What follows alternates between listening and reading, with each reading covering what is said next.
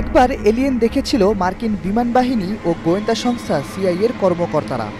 New মেক্সিকোর Holloman বিমান ঘাঁটিতে ১৯৬৪ সালে কিছু এলিয়েন মহাকাশ যান থেকে নেমে এসে ওই মার্কিন কর্মকর্তাদের সাথে যোগাযোগ করে, এমন একটি গল্প সম্প্রতি আবারও আলোচনায় এসেছে।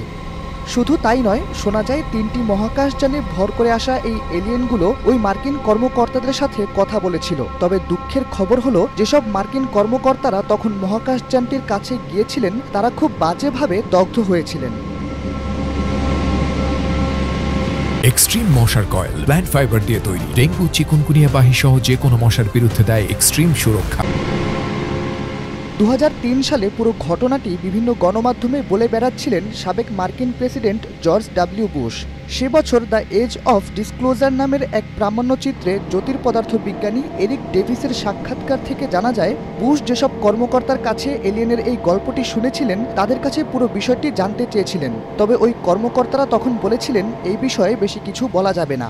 এই ঘটনাকে কেন্দ্র করে সম্প্রতি এক প্রতিবেদন প্রকাশ করেছে নিউ ইয়র্ক পোস্ট, যেখানে বলা হয়েছে ভিনগ্রহে বিভিন্ন সত্তার নমুনা খুঁজে পাওয়া ও বুশের বলা গল্প থেকে এখন মনে প্রশ্ন জাগে, আদৌ কি ভিনগ্রহে এলিয়েনের অস্তিত্ব আছে?